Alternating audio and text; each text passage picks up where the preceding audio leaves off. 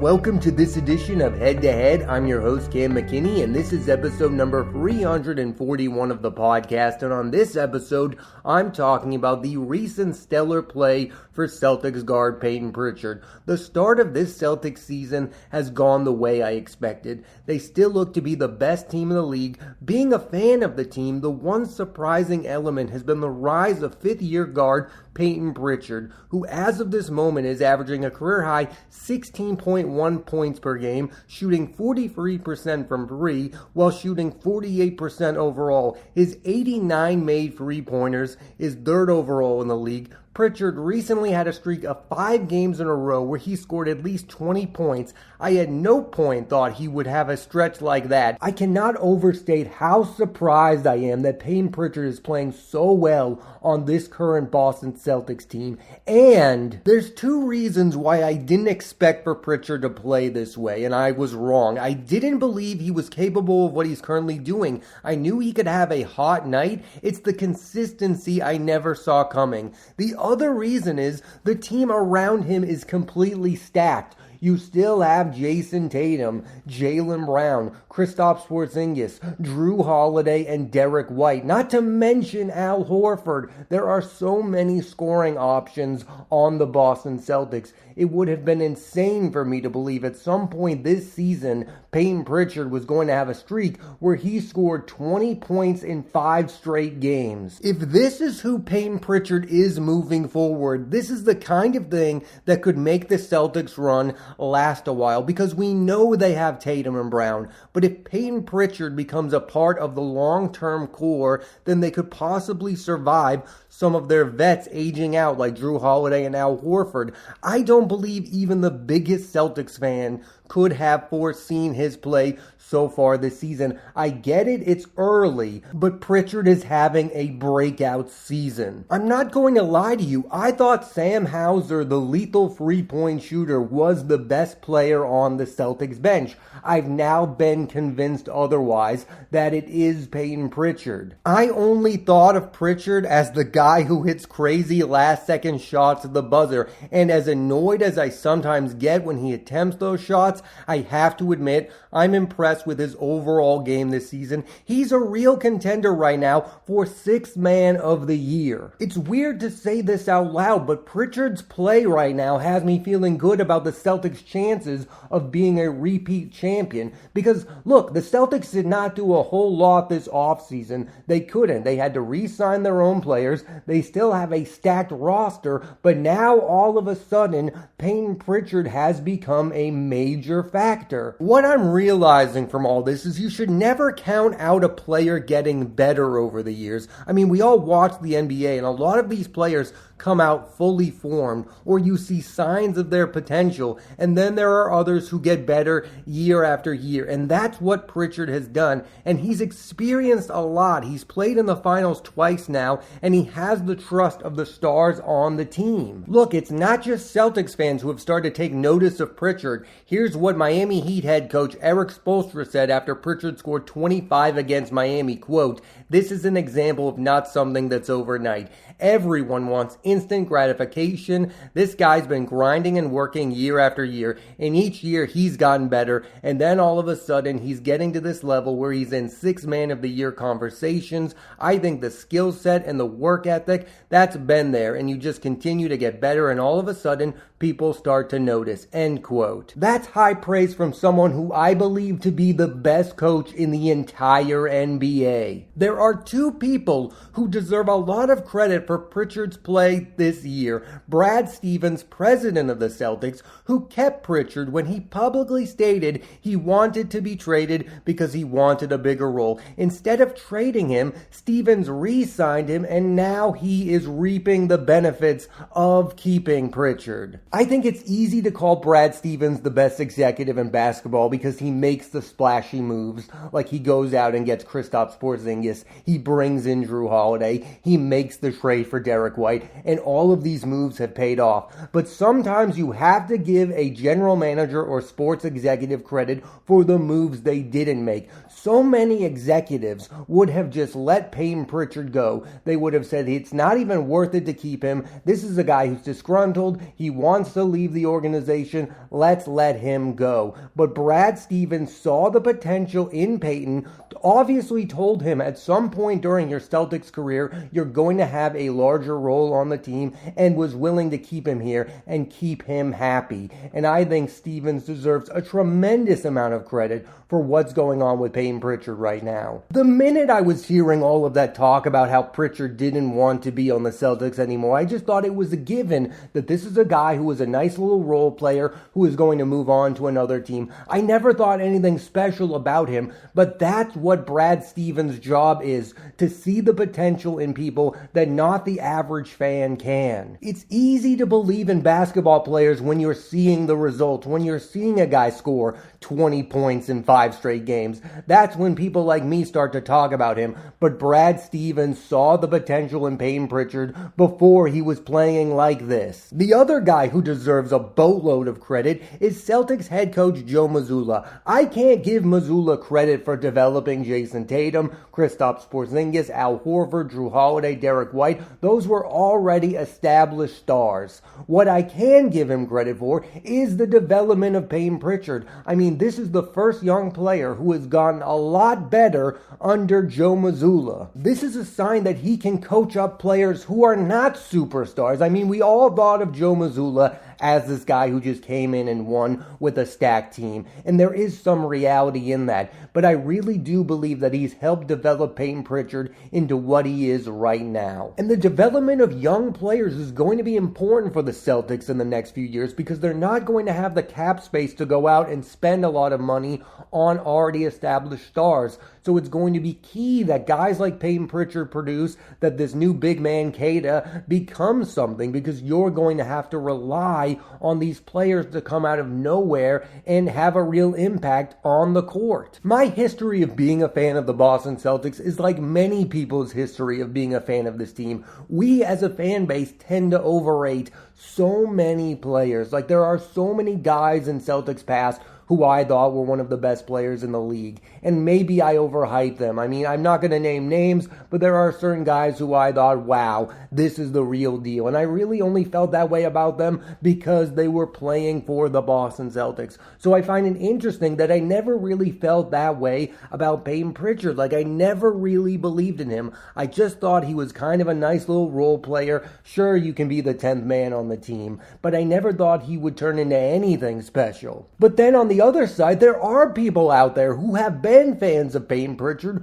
from the get-go, that they saw something in him. And now those people are seeing this guy turn into a guy who can score 20 points on a semi-nightly basis. And now that I'm hopping on the Payton Pritchard bandwagon, I'm trying to make it so that I'm not taking things too far. I don't believe that Payton Pritchard is one of the best players in all of basketball, but I do believe that Payton Pritchard is in the real conversation for winning the NBA Sixth Man of the Year award. I mean, that is factual. I mean, I don't want to take things way too far, but at the same time, it's really fun to be a part of a team where a guy comes out of nowhere and emerges, and that is what's happening so far this season with Payton Pritchard. I think the other thing in all of this that's really fascinating to talk about is the Celtics' depth at guard. I mean, not only do they have Pritchard, they also have Drew Holiday, one of the best defenders in all of basketball, and Derek White, another one of the best defenders in all of basketball, and they both also happen to be two of the best two-way players in all of basketball. So that's another reason why I was kind of down on Payton Pritchard,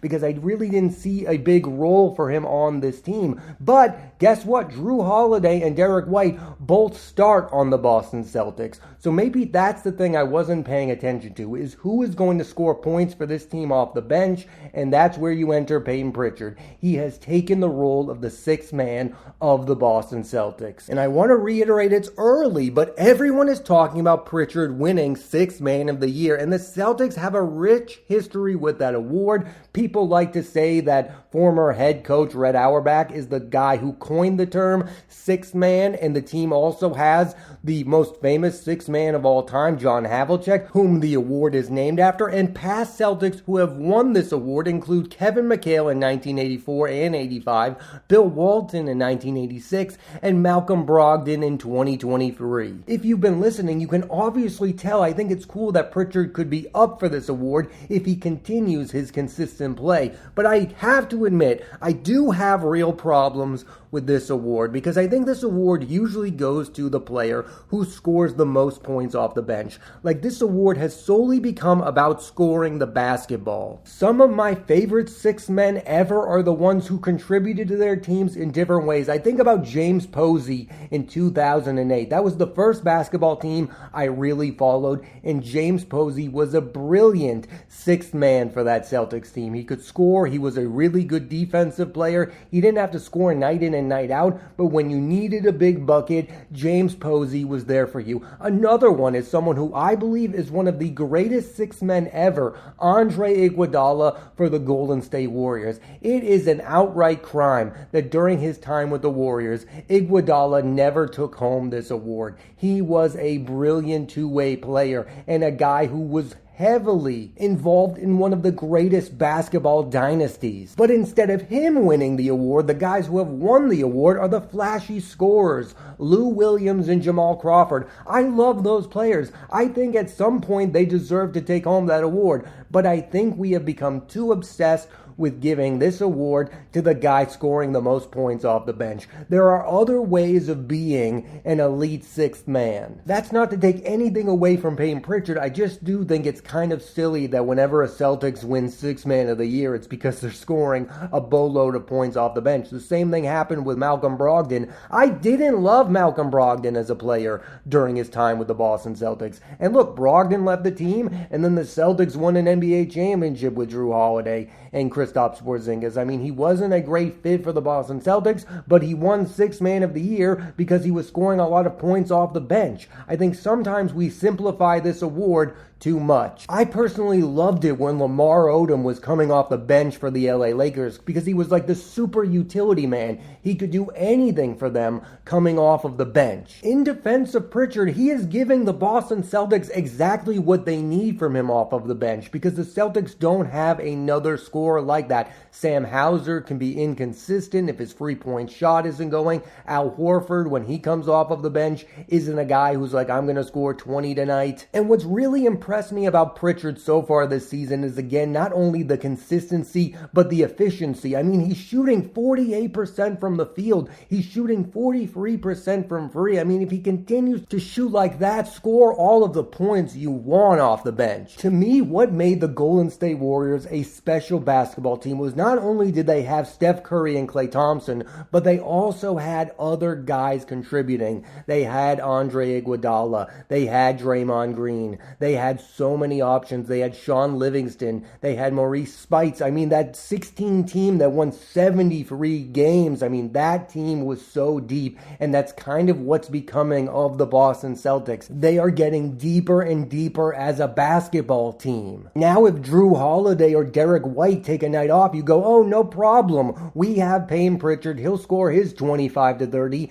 and will walk away with a victory. I think an interesting conversation when a guy like Payton Pritchard emerges is this. Well, could Payton Pritchard be an all-star if he was on another team? Look, I don't think that's the way you should be viewing this. I think you should be enjoying what Payton Pritchard is giving you as a fan of the Boston Celtics. I don't think things would go well for Payton Pritchard if he was the best player on the Portland Trail Blazers. Yes, maybe he would be scoring 25 points a night, but that team would be losing a lot of ball games. Payton Pritchard is not a very good defender. I don't think Payton Pritchard should be the best player on a basketball team. But as the sixth man on the Boston Celtics, things are going as well as they could be, and I'm going to enjoy the ride. And I get it. I'm not above those types of conversations. We've all had that one guy where we were like, if this guy was the best player of his own team, he would be unleashed. I still don't feel that way about Payton Pritchard. I don't think things would go well for him if he were the starting point guard on a team like the Portland Trail Blazers. It's my belief that Pritchard is where he is right now because he's been a member of this Boston Celtics team that makes the postseason year in and year out. He's been through the battles. He's learned a lot. He's been in those series against the Miami Heat, against the Warriors. He's been there, and now he has developed his game to a place where he can contribute along with the Tatums and the Browns. He's not on their level. Let's not take it so far, but he is at a level where he has become their definitive sixth man, and that is a level I personally did not believe Payton Pritchard would ever reach. And I think we should enjoy that instead of the, could he possibly make an all-star game someday kind of talks. I mean, maybe he could reach that because I didn't believe he could reach this, so maybe that is something that could happen down the road. But for now, I think this is a sign of what the Celtics could do as a team moving forward. I mean, Payton Pritchard playing at this level makes me believe that this team has a legitimate chance to repeat, even more so than I did before. Having said all that, the real test for Payton Pritchard is going to happen come postseason time. I mean, is he going to be a regular member of the postseason rotation? Because in years past, there would be some series where he would play a lot and then others where he wouldn't play much of a factor. I mean, has Payton Pritchard gotten to a level where Joe Mazzulla is going to play him in crunch time against any team no matter what? Or is his minutes during the playoffs still going to be based on whatever the matchup is? The truth of the matter is a guy like Jrue Holiday raises his game during the playoffs. So yes, Jrue Holiday might have a quiet regular season. He might not be as good as some of you Celtics fans might want him to be, but I fully expect Jrue Holiday to ball out during the playoffs and maybe take away some of Pritchard's minutes. So I'm not sure how big of a factor or an X factor Pritchard will be come playoff time. I hope that he continues to play like this. I hope he has a playoff stretch where he scores 20 points in 5 straight games. That would be a sign of the Celtics' dominance. But how realistic is that? I mean, of all the Celtics who are scoring a lot of points right now, the one guy who I had imagined would score less points in the playoffs is Payton Pritchard. I mean, they're going to give the ball to Porzingis. They're going to continue to give the ball to Tatum. They're going to continue to give the ball to Brown. I don't know come playoff time if they're going to continue to give the ball to Payton Pritchard as much. And the answer is if he continues to play like this, they will. I mean, if Payton Pritchard plays this well come playoff time and the Celtics are fully healthy, I would expect the Celtics to repeat as champions because he would be an X factor this team did not have last year. Yes, they had a version of Payton Pritchard last year, but they did not have this Payton Pritchard, this new and improved Payton Pritchard who can score 20 points off the bench. One thing I don't like about the position that Pritchard is in is right now we are solely judging his basketball game off of his scoring, and I don't like to do that. Like, I am one of those people who defended Jason Tatum last postseason because he was playing like a complete basketball player.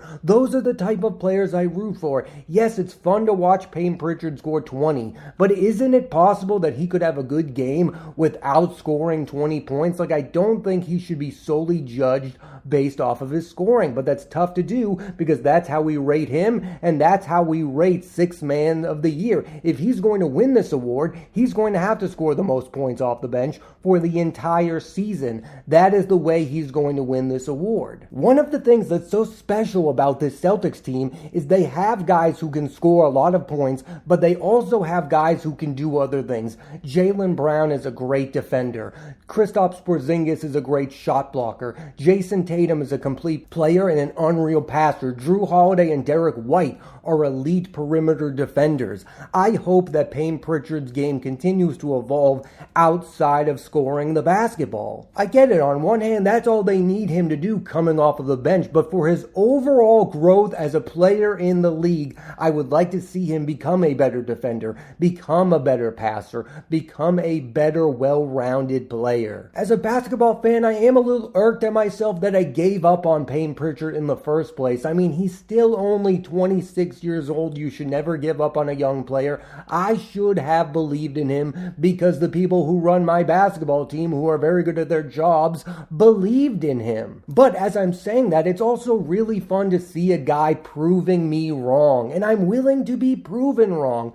I was wrong about Payton Pritchard. I thought he could only ever really be the 10th best player on a basketball team. Right now, he is clearly a top 6 member of the Boston Celtics, and he is a real contributor to where the Celtics are right now. The Celtics would not have as good of a record right now without Payton Pritchard coming off of the bench and becoming their 6th man. I've become a real fan of the guard this season, and I really do hope he ends up winning 6th man of the year, because I'm a fan of the Celtics and I've become a fan of Payton Pritchard, and it is a really great story of, oh, this guy doesn't want to be on this team anymore because he doesn't have a larger role. Now he's been given a larger role and he's making the most out of it. Thanks for listening to this edition of Head to Head. I'm Cam McKinney, and there'll be a new episode of the podcast every Monday on Apple Podcasts and Spotify, so please rate, review, and subscribe.